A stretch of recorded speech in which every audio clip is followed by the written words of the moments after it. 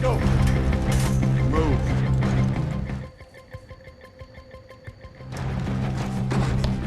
Let's do this. Give it up.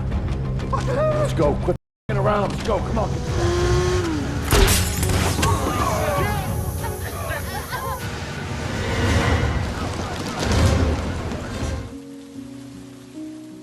Halo Sobat Ceker, gimana puasanya hari ini? Ketemu lagi nih sama Bang Bejo yang lagi ngeliatin tanggal di kalender buat ngehitung cuti lebaran. Ya maklum anak rantau lah ya, buat kalian anak rantau gimana? Udah kangen belum sama orang tua? Ya mau gimana pun juga setiap orang tua pasti rela melakukan apapun untuk anaknya ya kan. Jadi buat yang lagi jauh-jauhan sama orang tuanya, jangan gengsi apalagi sampai lupa untuk telepon dan tanyain kabar orang tuanya ya. Jangan sampai kamu baru merasa kehilangan setelah orang yang kamu sayang udah gak ada. Nah, sama seperti kisah seorang ayah yang hebat di film berjudul Haze yang rilis tahun 2015 ini. Di mana film ini menceritakan perjuangan seorang ayah yang malah dipecat gara-gara mau pinjam uang $300.000 demi membayar pengobatan anaknya yang sedang sakit keras. Akhirnya ia pun memilih untuk balas dendam dan merampok bisnis bosnya sebesar $3 juta. Anjay, keren gak tuh?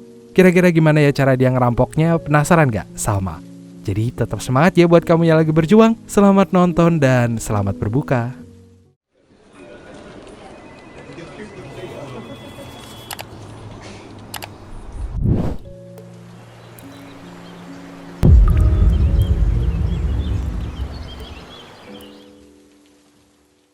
Pria ini namanya Luke Vaughn.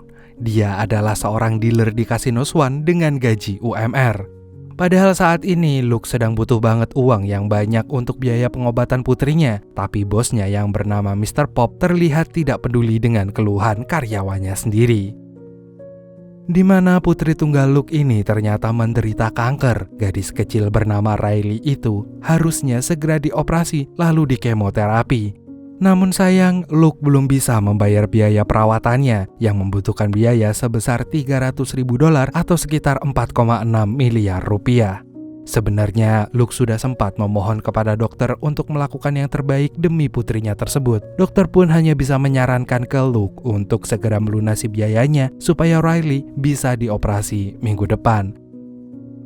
Tapi sangat disayangkan BPJS Luke sudah menunggak sebulan, jadi bisa dipastikan biaya operasi itu tidak akan ditanggung oleh asuransi. Dan keputusasaan Luke ini pun mengundang rasa simpati bagi Cox yang merupakan teman sekaligus satpam di tempatnya kerja di Casino Swan.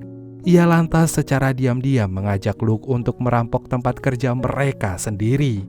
Selama ini, Cox telah mengetahui perputaran uang di dalam kasino tersebut. Tapi ia butuh beberapa orang dalam yang bisa ia percaya untuk melakukan perampokan ini. Namun saat ini, Luke tidak menerima tawaran itu. Baginya, Mr. Pop tetaplah bos yang harus dia hormati. Apalagi bosnya itu punya prinsip yang sangat kuat terhadap uang, berapapun jumlahnya. Dan keesokan harinya, akhirnya Luke mendapat kesempatan untuk berhadapan langsung dengan Mr. Pop. Luke pun segera mengutarakan niatnya untuk meminjam uang demi pengobatan putri sematawayangnya. Tapi sudah seperti yang Luke duga, Mr. Pop langsung menolaknya mentah-mentah dengan alasan bahwa bisnisnya bukanlah badan amal.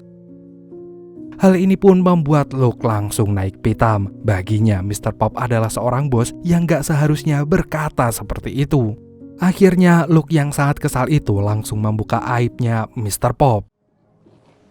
Mr. Pope, you're my only Talking option. to you. All right, it's all the time you get. Time to No, go. it's not all the time. I got what I want. Go! Like you! God damn it! Kalimat itu membuat Mr. Pop langsung marah dan dengan emosi yang sangat memuncak, Mr. Pop langsung memecat Luke saat itu juga. Dan gara-gara kejadian barusan, Luke pun segera menemui Cox. Ia kemudian bertekad untuk membalaskan dendam atas perbuatan Mr. Pop yang semena-mena itu dengan menerima tawaran Cox untuk merampok Casino Swan. Dan keesokan harinya, Cox dan dua temannya yang bernama Mikey dan juga Dante menemui Luke di sebuah restoran kecil. Mereka siang ini berkumpul untuk merencanakan perampokannya. Dan sebagai orang yang memiliki ide dalam perampokan ini, Cox langsung menunjuk dirinya sendiri sebagai pemimpin. Ia lalu memerintahkan semua orang untuk memegang senjata. Tapi ide Cox ini langsung ditentang oleh Luke. Menurut Luke, mereka nggak perlu memakai senjata karena harusnya perampokan itu tidak menimbulkan keributan. Sebaiknya mereka cuma mengendap-endap lewat pintu belakang dan menunggu satpam yang berjaga di sana meninggalkan posnya. Sebelumnya, Luke telah mengamati kalau satpam itu akan minum kopi pada pukul 2:30 pagi. Jadi pada saat itulah mereka akan masuk ke ruang brankas, kemudian melakukan aksi perampokannya. Dan 1 minggu kemudian, hari perampokan telah tiba. Mikey bertugas sebagai sopir yang bersiaga di luar. Dia harus terus berada di dalam mobil supaya bisa membawa temannya kabur sewaktu-waktu.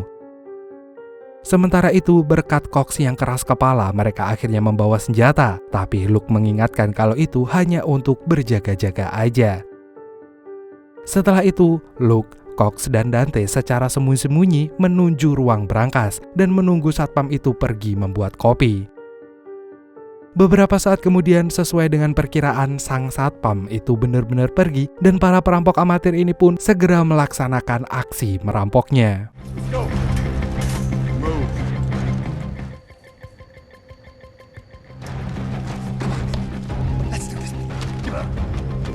Let's go. Quit around. Let's go. Come on. Namun sayang sekali, kesenangan mereka untuk menemukan uang segudung itu digagalkan oleh sang satpam yang baru aja kembali. Namun sebelum satpam itu melapor pada bosnya, Cox lebih dulu menembaknya. Luke pun shock, terkejut karena suara tembakan itu ternyata mengundang beberapa petugas yang lain untuk bersiaga dan mengejar para perampok ini. Derek yang merupakan orang kepercayaan Mr. Pop mendengar ada sesuatu yang gak beres. Ia pun langsung menuju ruang brankas dan bertemu dengan Luke dan juga teman-temannya. Sampai akhirnya adu tembak pun gak dapat terelakkan.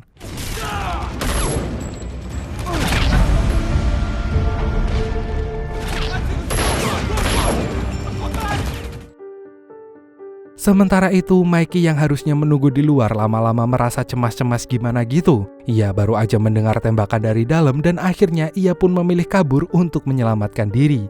Ia tahu kalau temannya sudah ketahuan, jadi ia nggak mau ikut tertangkap. Dan bertepatan dengan saat itu, Luke, Cox, dan Dante berhasil keluar dari kasino. Tapi berhubung Mikey udah kabur sendirian, mereka bertiga pun terpaksa berlari menghindari Derek.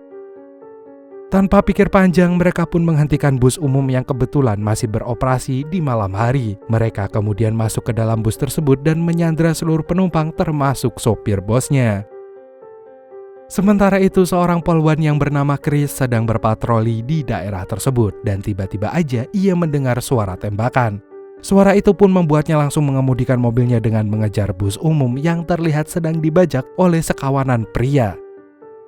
Dan dengan cepat, Chris pun segera melapor ke kantor polisi. Pihak kepolisian pun langsung memerintahkan Chris untuk mengejar bus tersebut. Sedangkan polisi yang lain akan segera menyusul ke lokasi kejadian untuk menghentikan bus itu. Sementara itu, Luke yang berada di dalam bus tahu benar bahwa ia diposisikan sebagai penyandra.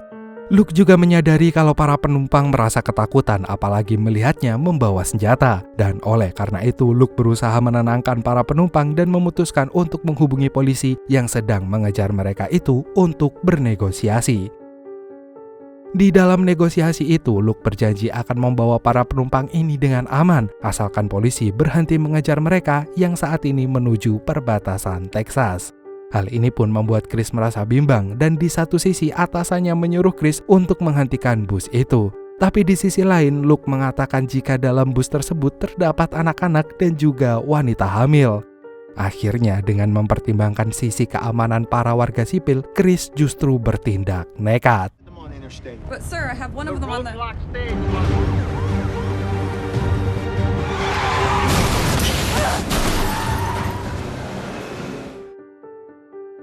Alhasil Luke pun berhasil kabur dan bus itu pun menjauhi pusat kota. Di sisi lain, Derek segera melaporkan perampokan ini kepada Mr. Pop. Melalui pengejaran Derek pagi ini, ia tahu kalau salah satu perampok itu adalah Luke. Sedangkan 3 orang yang lain tidak diketahui karena memakai topeng. Derek juga melapor kalau Kasino Swan telah kehilangan $3 juta atau sekitar 46,9 miliar rupiah. Dan jumlah ini pun membuat Mr. Pop sangat-sangat marah. Apalagi kalau ia menyadari kalau Luke adalah karyawan yang baru aja ia pecat. Dan untuk itu Derek pun berkata pada Mr. Pop kalau ia akan melaporkannya pada polisi yang diam-diam menjadi antek-antek Kasino Swan. Esok paginya, bus nomor 657 ini dikawal para polisi. Namun, Cox menolak seluruh komunikasi yang diajukan oleh polisi tersebut. Ia bahkan menyita seluruh ponsel penumpang supaya tidak ada komunikasi sama sekali dengan dunia luar. Dan ketegangan pun mulai memenuhi seisi bus. Untuk itu, Luke diam-diam meminta seorang wanita hamil yang bernama Pauline untuk menenangkan seorang bocah laki-laki yang ketakutan di bangkunya. Tindakan Luke ini membuat Cox marah, tapi kemarahan Cox berhenti saat dia menyadari kalau kondisi Dante semakin parah dan butuh pertolongan. Anybody here? A doctor? Nurse? Okay. Sementara itu, Cox berusaha menghubungi temannya yang memiliki lapangan terbang kecil di pinggiran Texas. Cox berencana pergi ke sana supaya mereka bisa kabur naik pesawat. Tapi untuk menuju rumah teman lama Cox itu, tentu aja bus mereka membutuhkan bensin. Sehingga Luke pun akhirnya mengambil alih komunikasi dan menghubungi para polisi. Sementara itu, di kantor polisi, Chris mendapat teguran keras dari atasannya karena menolak perintah atasan. Tapi belum sempat Chris dicopot dari jabatannya, seseorang tiba-tiba memasuki ruangan tersebut dan mengenalkan dirinya sebagai detektif Marconi. Ternyata Marconi ini mendapat tugas langsung dari Kapolri setempat untuk menangani kasus ini. Jadi tanpa ragu, ia pun segera mengajak Chris kembali bergabung dan melaksanakan perintah selanjutnya. Sebelumnya, Marconi telah mendapatkan informasi bahwa para pembajak bus itu minta isi solar. Untuk itu, Marconi pun menugaskan Chris untuk mengirim solar kepada para pembajak tersebut. Sedangkan di sisi lain, Marconi minta regu tembak dari para SWAT untuk mentargetkan para penyandera itu. Tapi karena para penyandera itu melibatkan warga sipil dan pembajakan bus ini disiarkan oleh televisi, Komandan SWAT mengingatkan Marconi kalau penembakan itu bisa aja berbahaya. Namun Marconi tetap gak mau tahu, ia hanya ingin Luke dan kawan-kawannya segera dihabisi. Beberapa saat kemudian, para polisi itu pun mulai menjalankan tugasnya masing-masing. Kini, Chris yang bertugas mengirim bahan bakar sekaligus melakukan negosiasi, akhirnya bertemu dengan Luke. Dan ia pun bertanya seperti ini. What's the big plan? I don't know that I have. Families. What about your family? Good try, officer. Namun Luke adalah orang yang jenius. Dia nggak termakan bujuk rayunya Chris, sehingga Chris pun minta izin untuk memeriksa kondisi para sandera. Chris kemudian masuk ke dalam bis dan melihat Dante yang sedang terluka. Di sini Chris masih mencoba membujuk Luke dengan alasan mengobati Dante yang terluka, tapi bukannya setuju, Cox justru menyerangnya. All right, Chris. Scene. Akhirnya Luke pun meminta Chris keluar dari bus. Setelah itu Luke pun membebaskan 2 orang sanderanya, yaitu seorang bocah laki-laki dan si wanita hamil. Luke menitipkan mereka berdua kepada Chris dan berharap segera diberi kabar kalau mereka berdua telah berada di pihak yang aman. Sementara itu Marconi merasa sangat kesal sejak tadi pasukannya tidak bisa menembak Luke. Sampai akhirnya pembajak itu pun lolos begitu aja. Di sisi lain, Mr. Pop siang ini mengunjungi sebuah rumah singgah karena di sanalah putri tunggalnya yang bernama Sydney bekerja. Mr. Pop sengaja menemui anaknya karena ia ingin membicarakan sesuatu yang penting tentang perkara warisan Casino Swan. Tapi karena Mr. Pop sudah membicarakan hal ini berkali-kali, Sydney pun merasa bosan. Selama itu pula, Sydney terus menolak permintaan ayahnya untuk menandatangani pembagian warisan itu karena baginya kasino itu adalah begini. Bullshit. I just want you to Why have the it. urgency?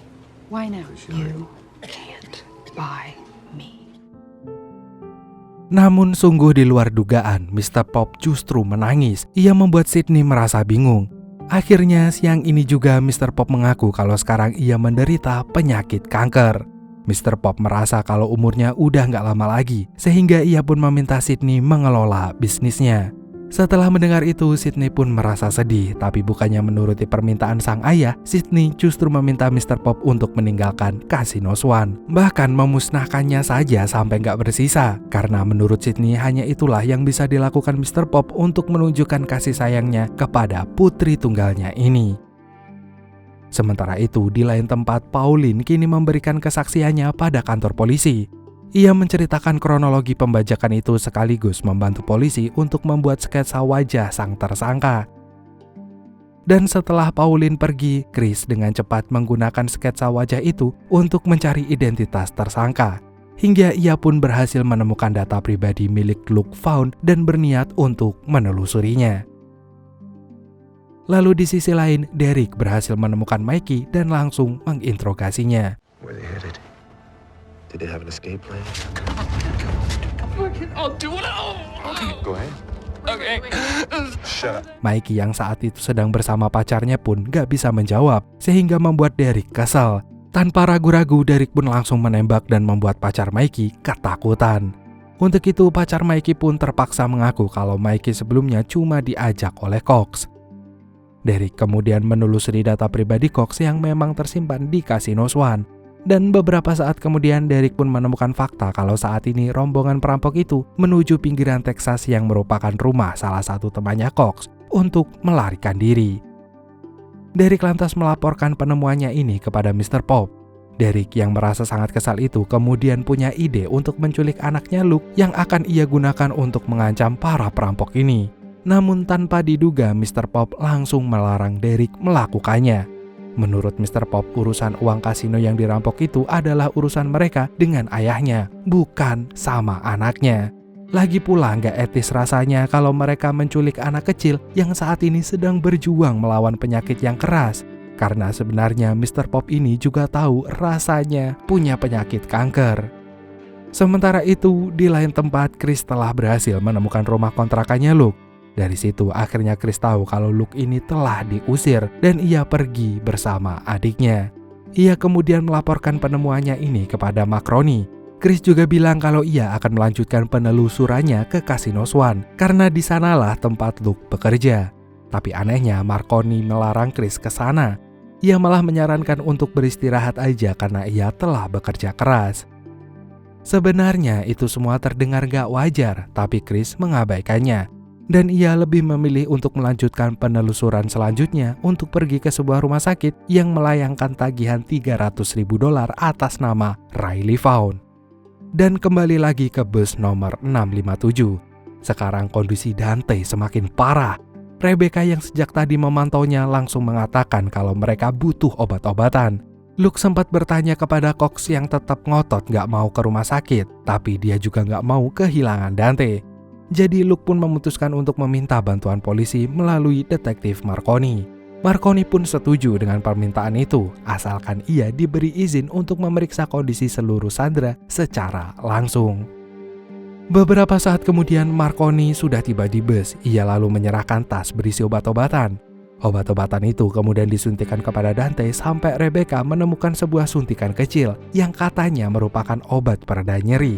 Namun saat Rebecca menyuntikannya, Dante justru menjadi lemas dan gak sadarkan diri. Begitu melihat kondisi Dante yang memburuk, Cox langsung marah. Ia menuduh Rebecca membuat sahabatnya semakin parah. Namun Luke yang waras langsung mencurigai Marconi. Ia berpikir kalau Marconi ini menyimpan obat khusus untuk mencelakai Dante. Dan pada saat itulah Marconi mendapat telepon dari Mr. Pop yang ternyata ingin bicara secara empat mata dengan Luke. Ternyata Mr. Pop ingin memberikan tawaran kepada Luke untuk mengembalikan uangnya dan menghabisi Cox. Mr. Pop juga berjanji akan memberikan $300.000 dari uang perampokan itu, asalkan Luke menyerahkan sisanya. Tapi Luke gak setuju dengan penawaran itu, dan tawaran itu pun batal. Jadi begitu telepon ditutup, Luke langsung menyadari kalau ternyata Marconi yang katanya seorang polisi itu rupanya adalah antek-anteknya Mr. Pop. Otomatis hal itu membuat Cox sangat marah. Ia hampir menghabisi Marconi detik itu juga. Tapi untungnya Luke bisa menenangkannya karena jika mereka membunuh Marconi saat ini, Luke dan Cox pasti akan dimusuhi seluruh dunia. Dan sebagai gantinya, Luke punya ide yang lebih baik.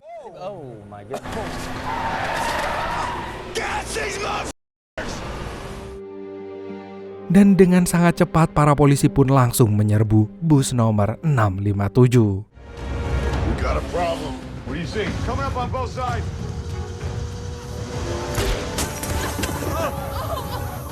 We're gonna get down!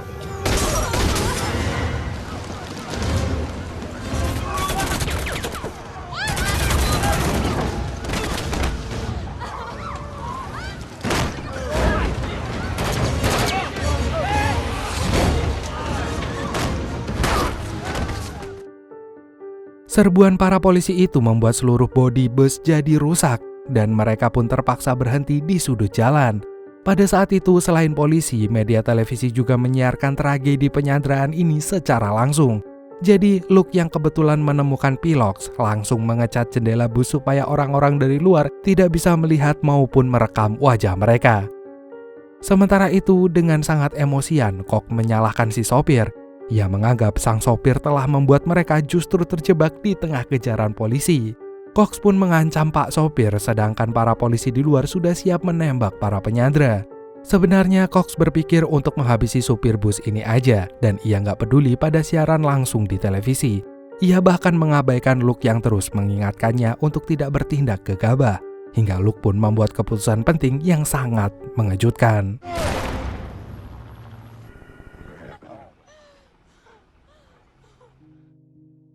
Setelah melakukan tindakan yang sangat berani itu, Luke tiba-tiba mendapat telepon dari anaknya. Riley berkata kalau ia sangat merindukan sang ayah dan ia ingin ayahnya cepat kembali. Di situ, Luke hanya bisa menangis lalu berjanji kalau ia akan secepatnya pulang menemui Riley. Setelah itu, telepon pun berpindah ke tangan Chris yang ternyata telah bertemu dengan Riley. Kini, Chris tahu kenapa Luke nekat merampok Kasino Swan. Lalu Chris pun meminta Luke untuk menyerah. Namun Chris bukan melakukannya untuk mengaku kalah di depan polisi, tapi karena Chris tidak yakin kalau Luke bisa ke rumah sakit tepat waktu. Namun Luke adalah pria yang punya banyak rencana, jadi ia nggak menyetujui usulnya Chris. Padahal di balik itu, Luke adalah seorang ayah yang hatinya juga bisa hancur. Ia merasa sangat kalut, sampai membuat seluruh sandera justru merasa kasihan pada dirinya. Melihat itu, sang sopir bus memberinya ide supaya bisa kabur dari polisi. Beberapa saat kemudian, Luke pun menghubungi Marconi dan berkata kalau ia ingin menemui Mr. Pop tanpa pengawalan polisi maupun media. Setelah itu, Luke janji akan membebaskan seluruh sandera dan mereka akan menyelesaikannya sendiri.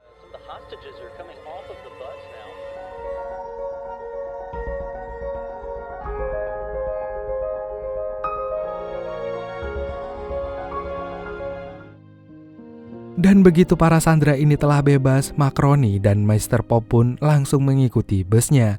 Mereka menduga kalau Luke ada di sana, padahal nyatanya tidak. Karena ternyata yang ada di bus itu hanyalah si sopir. Iya, Luke telah melarikan diri. Sekarang Luke sedang membajak mobil polisi dan berniat menemui teman lama Cox yang bernama Jono. Namun rupanya Luke salah perhitungan. Derek ternyata udah sampai di sana lebih dulu dan ia telah menghabisi Jono. Dan pada akhirnya Luke pun ikut tertangkap. Derek sudah siap menghabisinya, namun ia masih berbaik hati dengan menanyakan kemana uang Mr. Pop pergi. Tapi Luke tidak menjawab, ia justru menertawakan Mr. Pop yang tertipu dengan aksinya Luke. Karena uang itu kini sudah tidak ada pada Luke lagi. Ternyata Luke sudah merencanakan ini semua sejak awal. Wanita hamil yang menjadi penumpang bus itu rupanya adalah adiknya Luke. Dan sekarang uang itu sudah sampai di rumah sakit, sehingga Riley bisa segera dioperasi. Derek pun seketika jadi emosi. Ia nggak terima kalau Luke telah menipunya. Derek kemudian mengancam Luke akan menculik Riley dan menghabisinya. Otomatis sebagai ayah, Luke nggak terima. Ia pun langsung melawan Derek yang kemudian Derek semakin merasa kesal. Sementara itu, Mr. Pop yang melihat mereka berdua adu mulut tiba-tiba melakukan aksi yang sangat mengejutkan.